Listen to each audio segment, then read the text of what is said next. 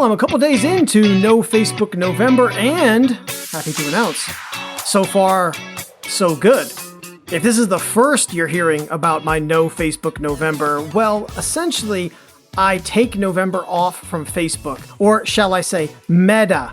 And when I say Facebook or Meta, that includes Instagram also. So I just step back, and I'm doing this series of episodes where I'm sharing with you and bringing on guests to talk about other marketing strategies, opportunities, things that you can be doing outside of Facebook. Facebook is not the end-all, be-all. And this is my first episode, and we're talking about owned content. Who's we? Well, it's me and my friend, Kayla Knob. You're listening to Tripod, a podcast produced by Tricycle Creative to help safely navigate creative business owners through the worlds of digital marketing, strategic content creation, and business growth. Host Ross Erosion is a marketing consultant, content creator, and entrepreneur who brings you helpful tips, social media updates, inspiring interviews, and his own unique perspective on how to tell your story and grow your business.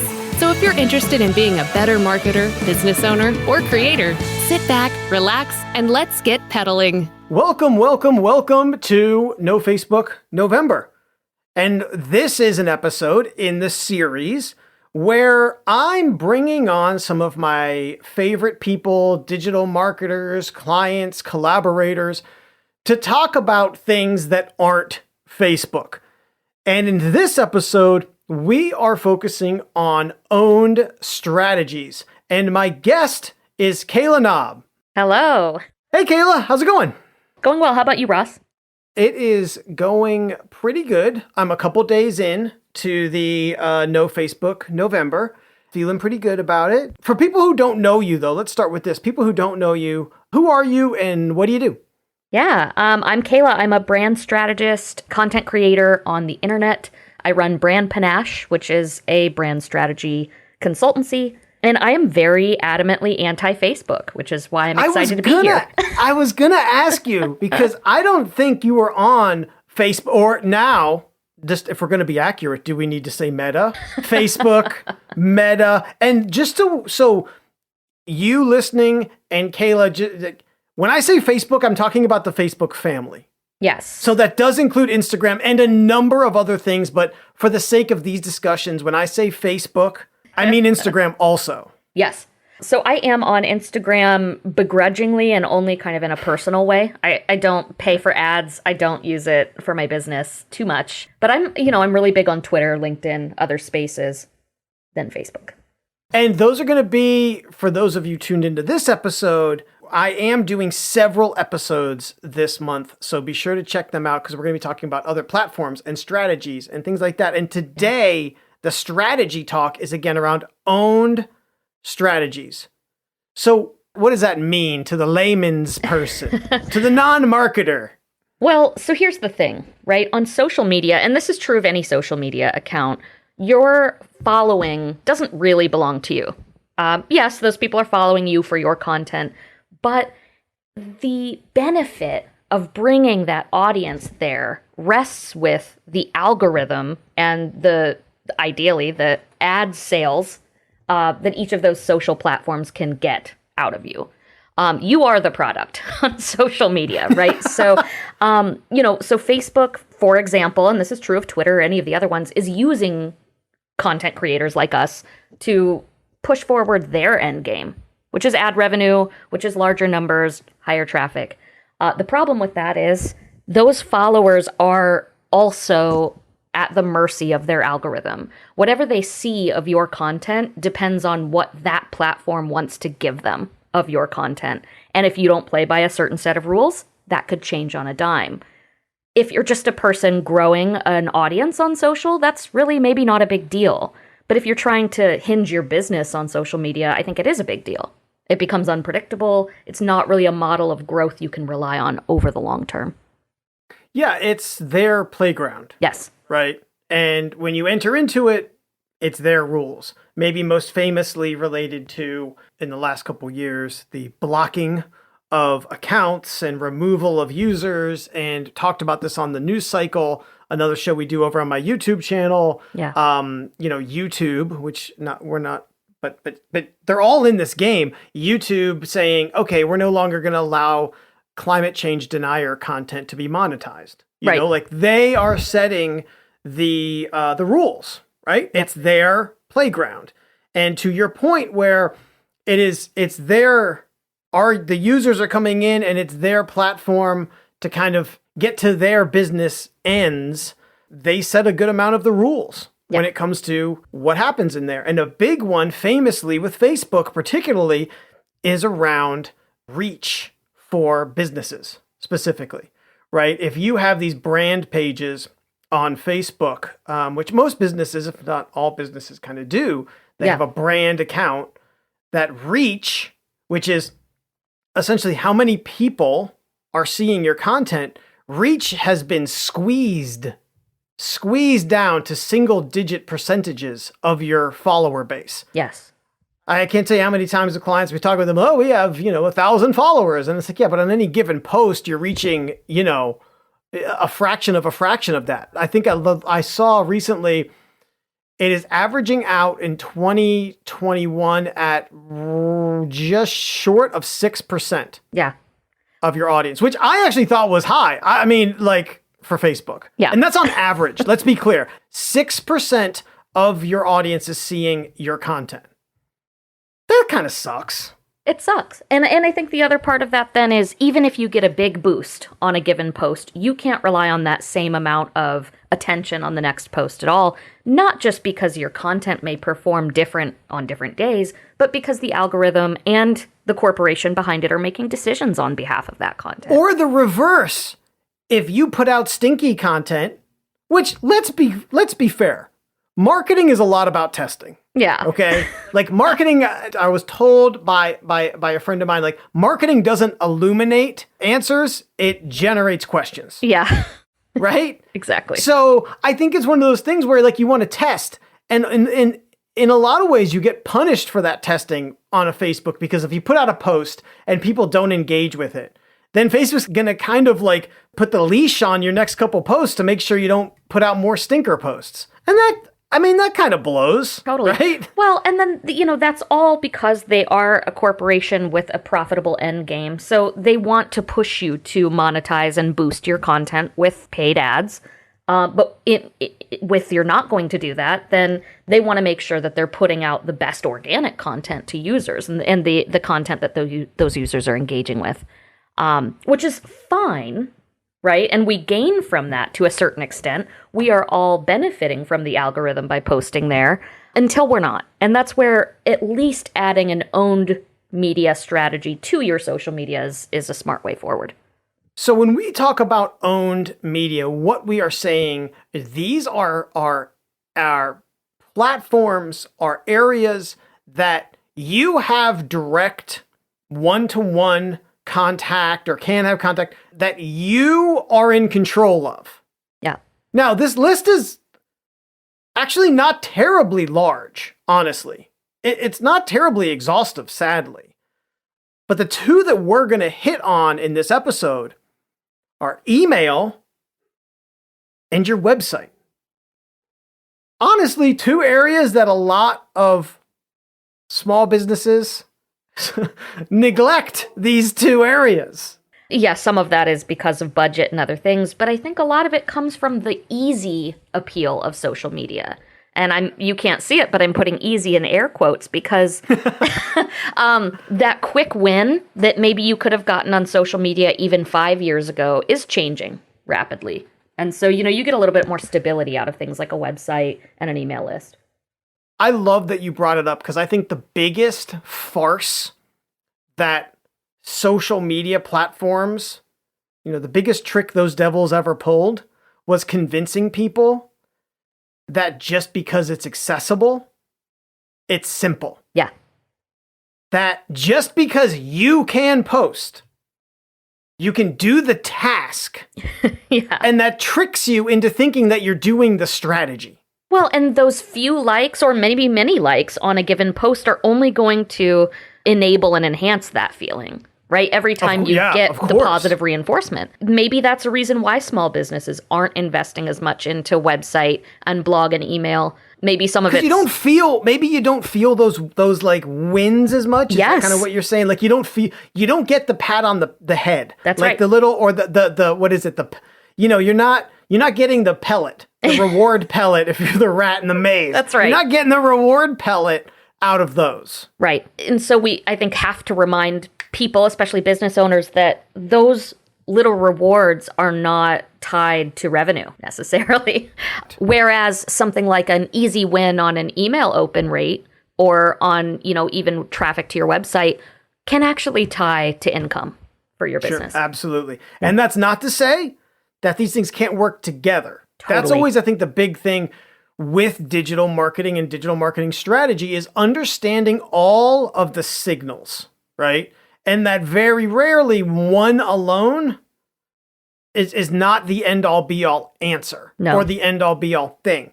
So we're talking own strategies, we're talking email, we're talking website. We're going to start with email marketing. Let's get into it. So when we're talking about email marketing, a lot of small business owners, a lot of creatives out there think that, email has long been hailed as dead. Yet year after year, month over month, quarter over quarter, day over day, it produces still the highest amount of engagement. Yeah. Over all social. I believe the statistic is that email is still the highest ROI champion of your common marketing channels, at least. Email marketing is something that, just like any other strategy, can be abused. So I think people have this bad, I get spam email all the time and blah, blah. Well, I mean, that the same could be said about social. Right. I see worthless posts all the time, that kind of thing. So, don't cut off your digital marketing nose to spite your face when it comes to email marketing. Yes. It's a very powerful medium, if you will. Totally. Email marketing. And like we talked about, it's owned. Yes. So when you send an email, 100% of your audience gets it.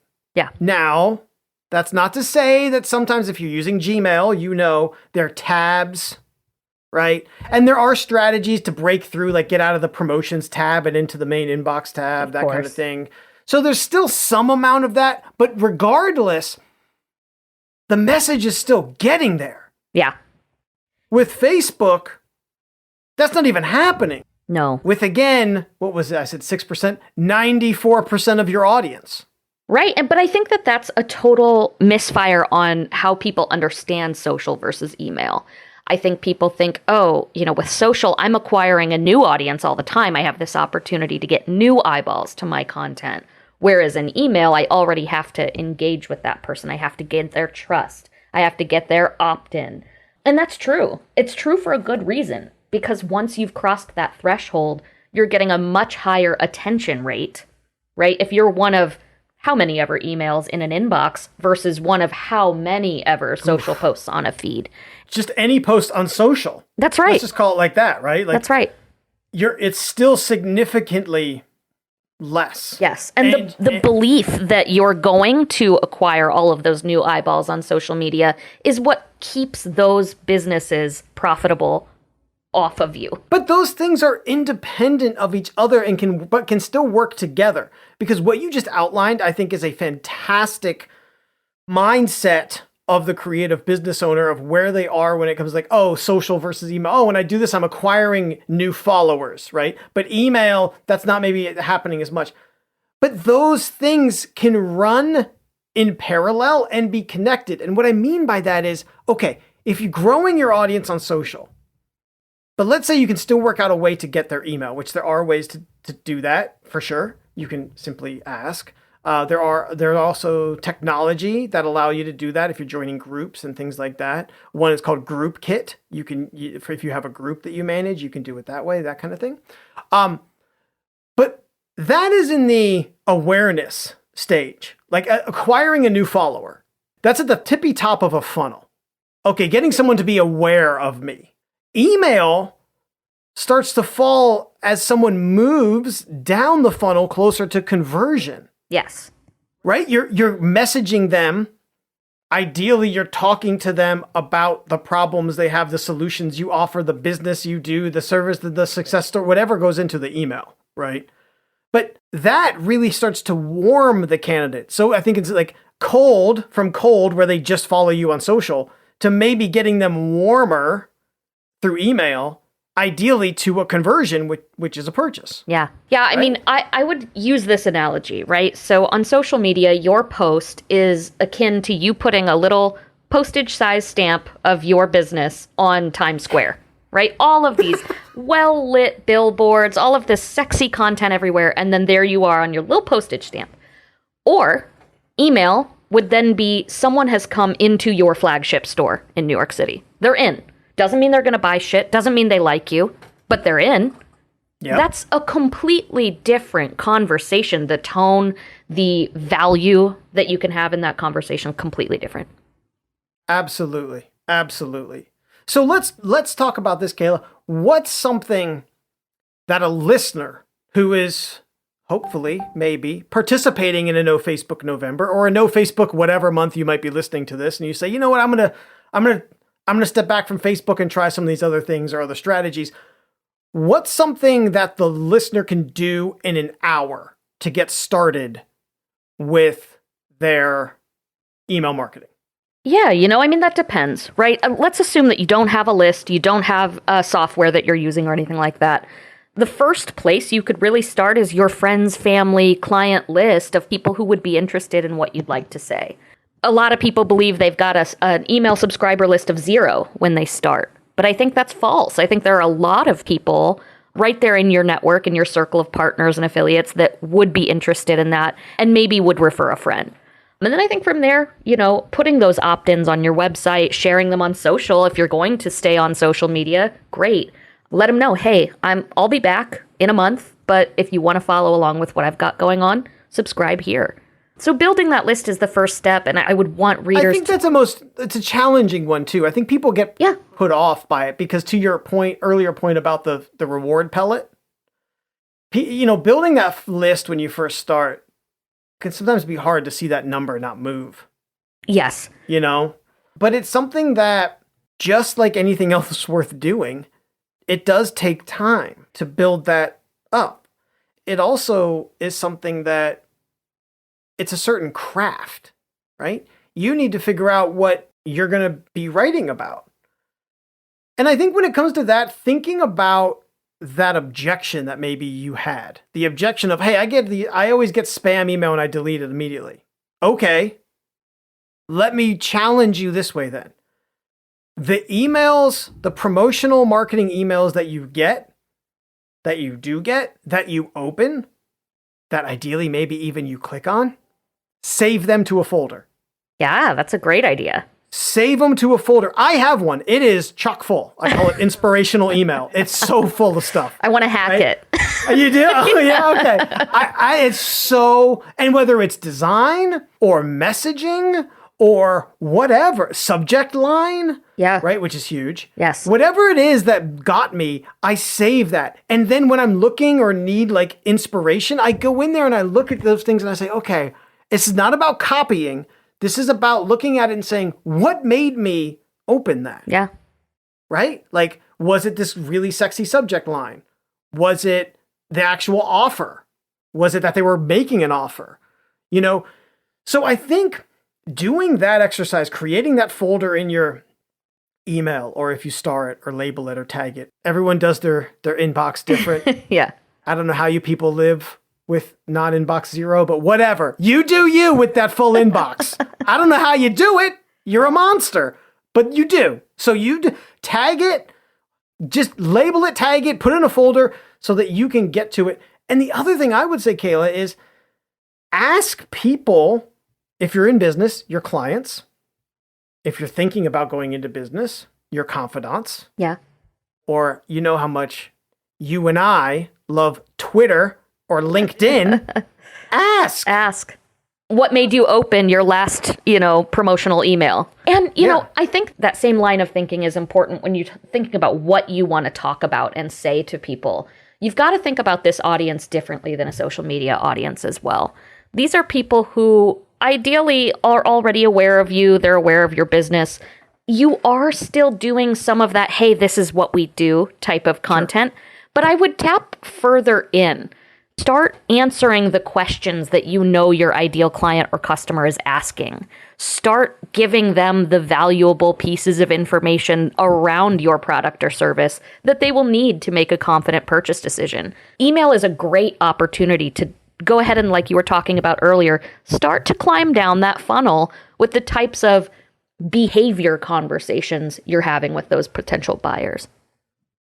So there you go, folks. In 1 hour, if you are looking this month, or again, whatever month you're listening to this, you want to build out your email marketing, make that list of clients, supporters, ask them, what would you want from an email newsletter? What made you open your last promotional email? Ask social, right? On Twitter or on LinkedIn, ask that audience. Also, creating the actual email account. Now, this is not to say that the one I use is the right one, but I use ActiveCampaign.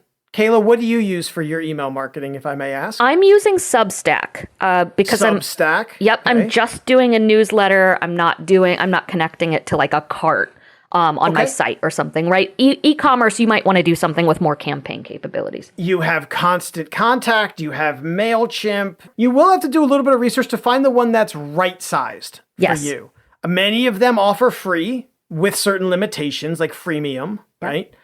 So if you don't have one, you can also always hit me up on Twitter at Ross Hero or on LinkedIn, Ross Herosian. Come on, you can find me. Just find me. just you can find me. Hit me up, because if there's anything I love doing, it's talking about tech stack. You can also go back. There's an episode I did a while back on, again, the YouTube channel, which is youtube.com/Tricycle Creative, and on this podcast with Software Advice.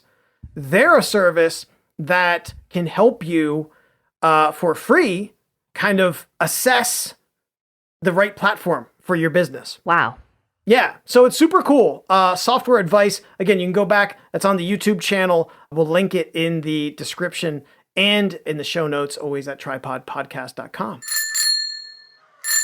Hey, Steve. Oh, hey, David. What are you up to? I just got back from the doctor. And you're excited? Well, you know how recently I've been confused about my marketing? Yeah. Well, I've been unable to conduct simple marketing tasks. Plus, I have this persistent anxiety about posting on social media. I told this to the doctor, and he said I have MAP. MAP? What's that? Marketing Analysis Paralysis. It affects most creative business owners, and in some cases can even lead to business failure. Oh, man. But it seems like you're not worried about that happening to you. Yeah, the doctor gave me this pamphlet. Marketing Clarity Coaching Program by Tricycle Creative? Yep, they have this 10-week intensive coaching program where they can help me better define my customers, build my brand identity, and when it's over, I'll have hundreds of content ideas and opportunities. So obviously you're going to do it, right? Yeah, I've been putting this off for too long. I'm going to head over to getmarketingclarity.com right now and book my 15-minute call. Getmarketingclarity.com? I think I'll head over there too.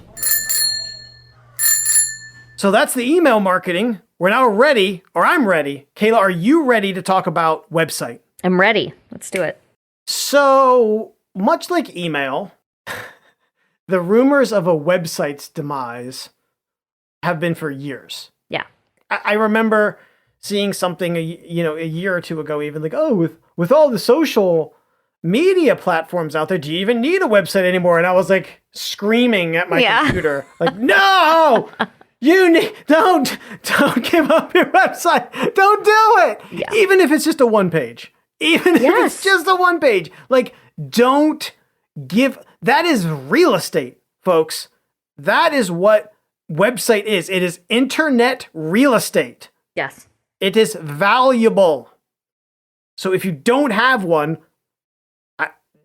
get one. Get one. Buy your domain. Who I'm talking to. Go. Yeah. Start with getting a domain. Right.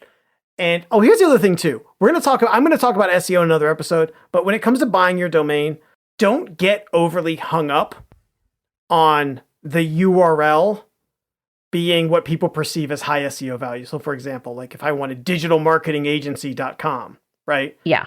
It actually doesn't matter, folks. Yeah. It doesn't matter.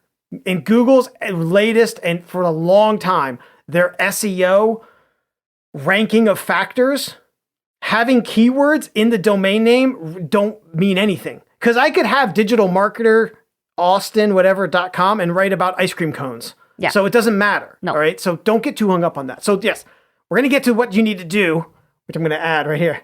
I'm going to type it. You can hear me. Get a domain. If you haven't done that, we'll talk a little about that. But why do you need to have a website? Kayla, let's start there. Well, I mean, this goes against the same thing we were talking about earlier with Facebook and other social media dependency. And I'm seeing it with a lot of local businesses, especially. I'll just have a Facebook page for my website. That has my phone number. It has all the stuff you need to know. Well, what happens when Facebook decides to change, because they can, because they're a company, how they lay out their pages? And all of a sudden, the information that you had in a certain place is no longer findable. These are the kinds of things that can happen. The other half of the reason that websites are so important, though, is as censorship changes, as the way people perceive your industry changes, no matter what changes in the sphere around your business, you control the conversation, the aesthetic, the experience of navigating your website. It's always yours. And I think that that's something that's undervalued in business today because social media... As a brand strategist, you think design and aesthetic and voice are undervalued. Okay, all right. Violently. And I will say, not just for my own business interests, but I will say social media is the reason why. It's making an echo chamber out of every industry that exists. And, that's a higher level thought for this, but I think the main reason that my website is valuable for my business is that you've come into my space of the internet. She's on MySpace. I'm on MySpace. That's what she's trying to tell you. Her website is on MySpace. I'm actually Tom from MySpace. I'm here to tell you. No, but it's MySpace to control the voice, the tone, the aesthetic of your experience online. Where else can I do that? Other than my own domains. We talked about how the social media platforms is their playground. The website is your playground. There it is. There it is, right? You get to decorate it however you like. Mm-hmm. If you want to paint it purple, that's on you. You do you. It's your website. And with that, I know Kayla is pushing all chips in on this, but this is where you're able to really convey through design, through imagery, through copy, every aspect of a website, you get to control that. That is valuable. And that's not just coming from someone who is a control freak like I am. Me too. Right? No, and it's great because, think about Instagram right now. They're pushing reels. They want everything to be video. Well, I'm not big on video. I love to watch them. I'm not great at creating them. So my website is full of static imagery and lots of words. I'm very wordy. And people would come and say, oh, that's way too many words on a page. I want to go back to social media where all of the posts are 7 words long. But for my clients, they're able to immerse themselves in how I think about business. And that's not something I can do in one social post at a time. It is immersive and it is complex. I think there's lots of other businesses where you kind of need a little more space to tell everybody what you're up to. And there's nothing wrong with that. So I think that's another thing for websites. Getting to expand the immersion that you're giving someone into your thought process and into your way of doing business is key. So, folks, you may be kind of deciphering or hearing there's kind of almost like an order, if you will, of how these things can play together. I noticed that years ago also, and on my website, one of the many bootcamp training courses that I offer is digital marketing order of operations, and understanding almost how these things kind of stack on top of each other, or I guess how they play together, where they're separate and where they're the same. Yeah. So, you can go to the website, tricycle-creative.com to find that, check it out, digital marketing order of operations. But what Kayla just outlined is again a very common thing where it's like your first exposure to some business or somebody may be a social post. That's again in that you're cold. Yeah. Right? Then you go to their website, you start to get warmer, you start to get to know them, you start to get to know their business, you start to get to know who they are, how they work, what they do, services they offer. You're slowly getting warmer there. This is marketing 101. If you put yourself in your own, like, this is probably something you've done, right? Probably even today, where you've clicked on a post, you've gone to a website, you've checked and said, maybe they're not quite for me. Okay. But maybe you've clicked on one and you said, oh, okay, wow, they do all the more. Yeah. Right? So you're getting warmer. And then you maybe go to a sales page, or you book you fill out their contact form, right? You become a lead for that, right? So all these things go together. Social is not the end all be all answer, right? Facebook certainly isn't when it comes to social also. It would be hard for any social platform to really be your business hub, to really show off everything that you can do in a unique way when it still just looks like another Facebook page. Also, social media can be very misleading. There's a lot of content being stolen, swapped, reposted as their own, and a lot of businesses are able to use social media to be scammy and spammy. Now, we're not suggesting any listeners here would do that, but when you're being put up against competitors or other posters that are like that, your business just looks like it's part of the herd. And I think the website opportunity really brings those most interested, gives them a chance to take action. You know, there's only so many actions you can take from a Facebook page. Correct. So, okay. You heard us. You're in. You get it. You're going to push aside Facebook as just for a little while. Or even if you're not going to, that's fine. I'm not going to judge you. It's fine. But you've at least said, I get it. Website's important. What's something I can do in an hour to get started? Okay, let's go through a handful of things. First, Kayla started really at the very obvious point is if you do not have a website, you got to start with getting a domain. Now, I don't know how remedial I need to get here, but a domain is what comes after www. That's your name. So just in case, let's keep it super simple here. So it's your website address. You need to get your domain. You can get, again, just like email clients, there's a billion different services out there. GoDaddy, Bluehost. Yes. You can get them even through Wix. You can get them through, trust me, everyone and their mother online wants to throw out domains. It's like an add-on service for a lot of website builders. Now, in my experience, and I have not vetted this with Kayla, so I'll be very curious to hear what she says. If you are looking for a website platform that makes it a little easier, like Ross, I don't know nothing about no coding, no website. Mm-hmm. Get it. Got it. Okay. Fine. Also, that is very poor grammar.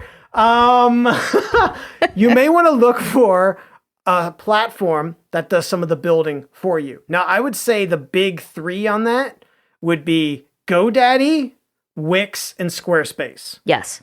Kayla, agree that those are at least the top three in no particular order. Yeah, and for easy entry especially.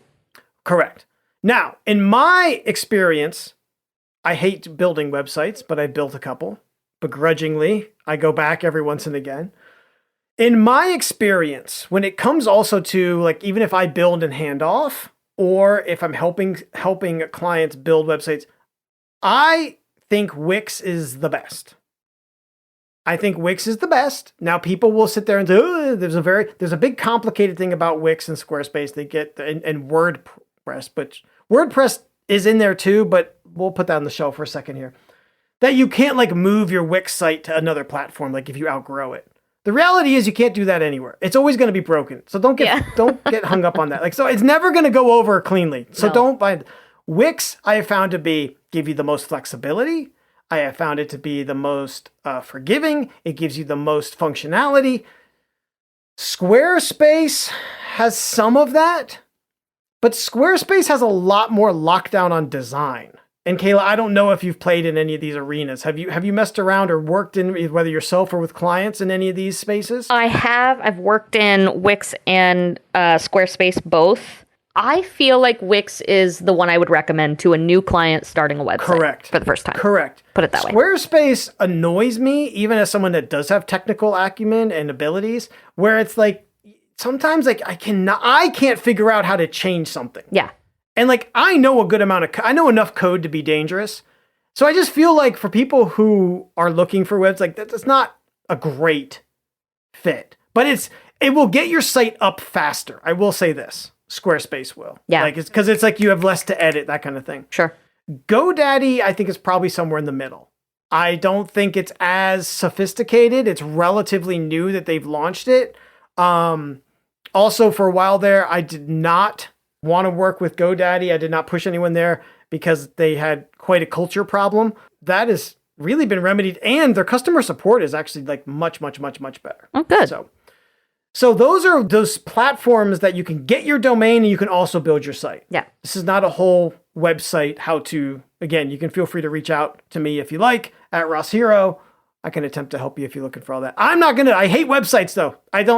Please don't ask me to build your website. Me either. I can help you. This is where, let me just say this.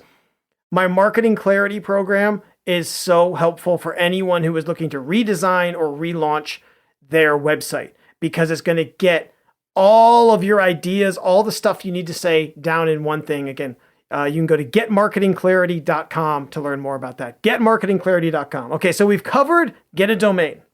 Maybe you have a website already, Kayla. You mentioned start a blog. Right.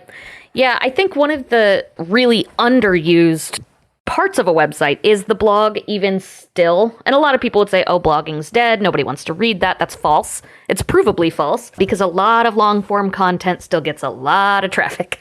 And what a blog will do for you is give you a space to constantly update your website that then will feed into Google and let them know, hey, this website's talking about all kinds of stuff in this realm. Way more places for somebody to find you, click on your website, read what you have to say, intonate into your values and what you're talking about and the features that you're talking about. It's an expansion of just a basic website with a few pages. It also gives you content to share on social. Yeah, and email. Right? Yeah, and an email. Absolutely. So by creating a blog, this is why I'm so heavy on blogs also. Yeah, they take longer time, one could, than spitting out a 5-word whatever, tweet, what have you, whatever. But they have so much more capital. Yes. Right? You get dividends from them. Yeah. From SEO, from email, yeah, from content. I've said this before, and I say it all the time. You get the most juice for the squeeze. It's true. It's true. And it also gives people somewhere to link to. If they're talking about you in an article, they'd much rather link to a more content for someone to click and read than to just link to your homepage. And you're really leaving money on the table if you don't give people that, I think. And I think if you're sitting there saying, oh, what would I blog about? Well, here's a place you can start, right? Put together a list of maybe frequently asked questions, right? From your sales calls, from your discussions, from networking meetings, things that you hear all the time from your clients. Make that list. Yeah. Start there. Yeah. Start by writing posts that answer those questions. Yeah, and I think you can do keyword research, and I know you'll talk about SEO further in another episode, but knowing how your potential customer speaks about your product or your industry versus the words you would use as an expert and as someone in that industry is going to give you a good lead off on not only blogs, but really all the content on your website. You really should be speaking their language. You're right. I'm going to do a little more of a deeper dive on another episode talking about SEO and video and specifically YouTube. But creating a keyword list is also another great place to start, right? And that is, what are the words or phrases? Just to be clear, when I say keyword, again, interchangeable, it can be 2 to 3 words, it can be a phrase, but that you want your business to be associated with. That's the backbone, if you will, of SEO. Yeah. Is understanding those phrases that you want in the giant word cloud, if you will, that is your prospective buyer's mind, but also Google's mind. What words do you want to be associated with? Exactly. So I think that's also a really great place to start. And once you do that, you can even do searches on those and probably start to find some inspiration on other things you can do for your website. Now, I do have one last thing. If we're talking about you have an existing website, but you need to update it, there is a relatively simple thing that you can do. And again, I will talk about this on the SEO episode, so be sure to check that out. when that is launched, or if you're listening now, it may already be available. And I just call it like a website page audit.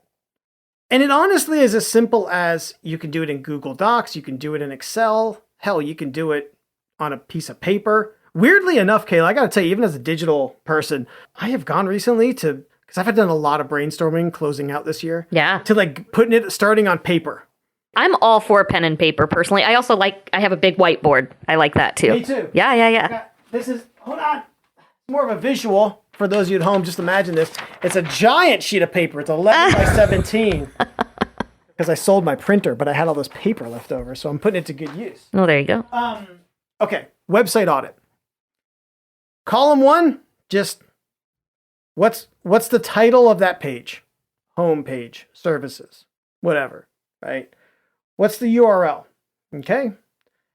What is it that you want people to do on this page? What is what they call the call to action?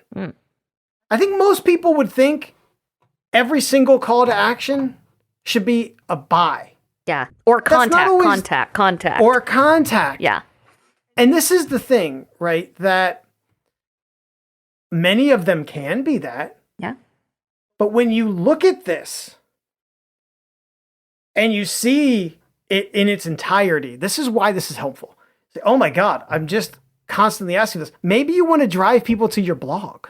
Maybe you want to take people, you want them to contact you, but maybe you want to take them to the about page, right? Hey, learn more about us.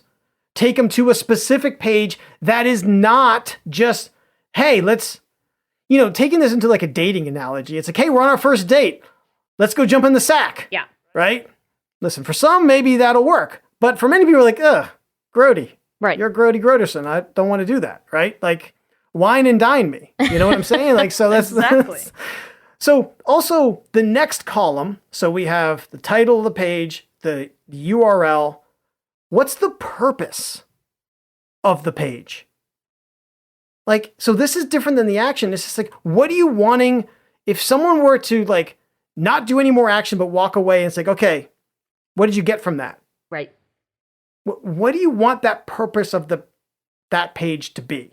And then lastly, and this is why this is super simple, what keywords do you want associated with that page? Yeah.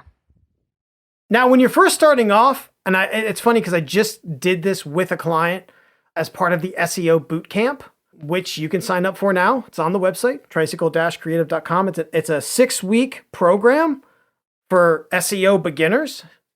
And spoiler alert, the site audit is part of it. But the keywords, like, she put down the keywords that she thought matched the content as it was. Yeah. Instead of thinking a little bigger and saying, if someone were to type in this into Google, I want them to land on this page. So this is being very specific. So for example, and I don't think she would mind this at all, but this client, she does dog walking, but she does really a lot of like pet services. Mm-hmm. And she had a page for pet sitting. And when she put the keywords in, she put down like pet, comma, cat, comma, dog sitting. And we talked about this and I said, pet's not where we want to be. Yeah. Right? If I search pet on Google, like, that is so broad of a term. How is that going to define her? Like, I don't know how anyone, unless it's, like pet smart, or like, I don't know how anyone would truly define a term that broad, or cat. Right. And that's not what anyone's searching for. No, not at all. Sense. Not at all. So we refined that more into, all right, this particular page was for a cat sitting service, and that's the kind of the key phrase. So thinking about the key phrase, the key word that you want that page to kind of, be relevant to, okay?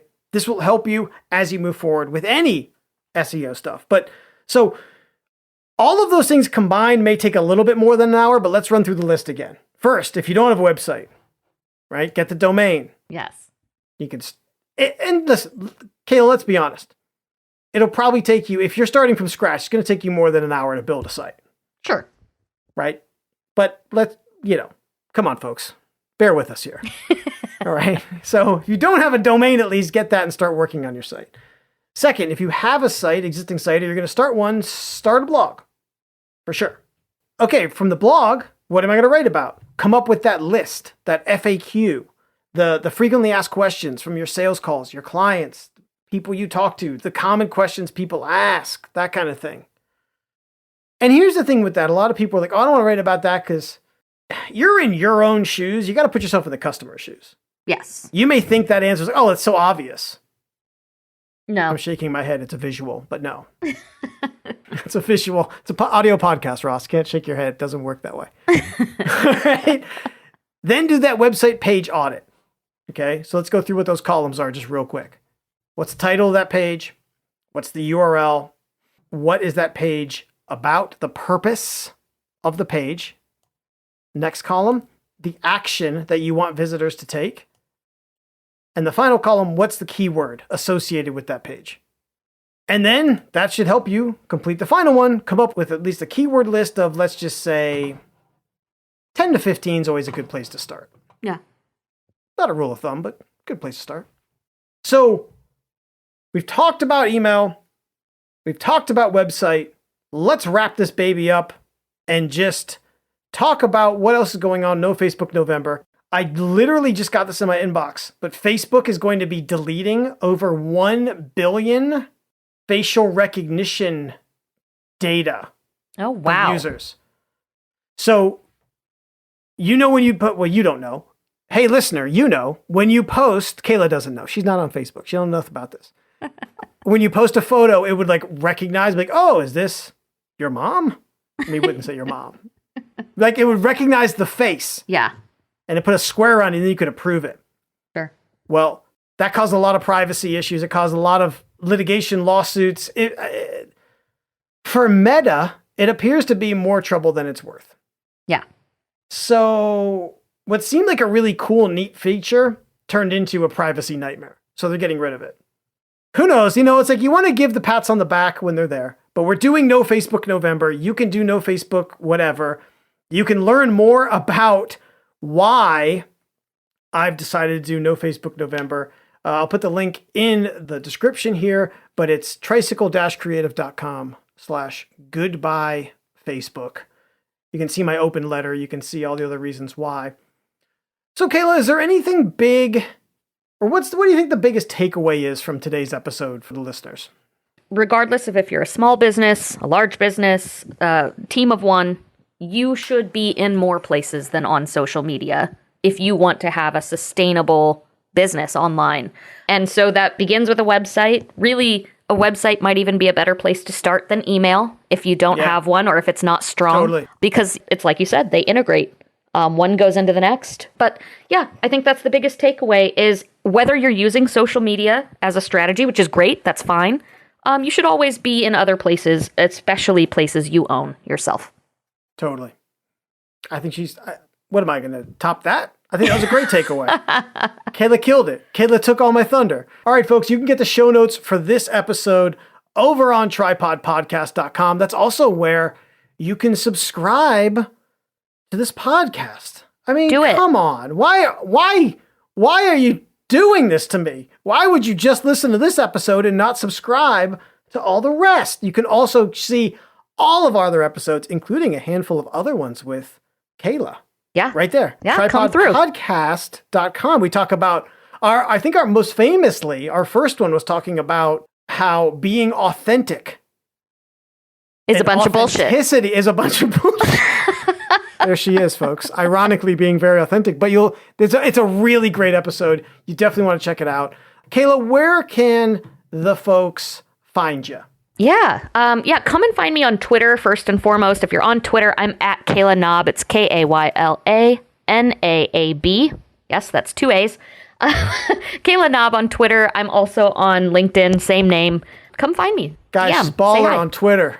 Yeah. Guys, I don't know how many times I got to tell you. She's 5 stars on Twitter, even though she denied me from a open invite Twitter Spaces to hang out. She said, no, Ross is not included. So I got denied from a Twitter space. It's okay. I'm nicer to everybody else. So it's fine. There you go, folks. She will take out all the aggression on me, but it's okay. No, she's baller. She's fantastic. Kayla Knob. Wait, did you give out your website? Did I miss that? No, so I have two, kaylanob.com, same spelling, and then Brand Panache as well for my consultancy. Brand Panache, PANACHE.com. Guys, I'd be a fool if before we left, I didn't tell you about kind of all the things I talked about, just real quick bullet points here that I'm offering. So first, we got the SEO Bootcamp. It's a 6-week program. It is really for anyone that wants to dip the toes into SEO. It is, you will absolutely increase your rankings in 30 days. So SEO Bootcamp, you can get that, tricycle-creative.com. Also, the Clarity Coaching Program. For those of you out there who are just walking around in a fog of marketing and you know what's going on, you know what you're doing, the Clarity Coaching Program is for you. GetMarketingClarity.com. And the nice thing about these are the types of programs also that can prepare you for, I call it Tricycle Creative because it's like training wheels. These are the things that can help you when you start to work with someone of specialist like Kayla, or you want to get into ads, or you want to work with a social media agency. The stuff that I work my clients through is a great starting point for you to be all the more prepared, so that when you go to Kayla, you're not like, duh, I don't know. And she's like, what? Ross, why did you send me this person? This person is the pits. All right. So that's all I have. I have been enjoying No Facebook November, just a couple days in. We will be doing more episodes. Again, if they're not out yet, they will be soon. Let me just give you the rundown here. We're going to talk about SEO. We're going to talk about YouTube. We're talking about other social options. And I'm doing a whole episode on podcasting. Whoa. Kayla, you're excited about those. Yes, I will be in attendance. That was pre-recorded. All right, folks. See you later. Thanks for listening to Tripod. Be sure to subscribe and rate the show on Apple Podcasts, Google Podcasts, Spotify, Pandora, Stitcher, or wherever you listen.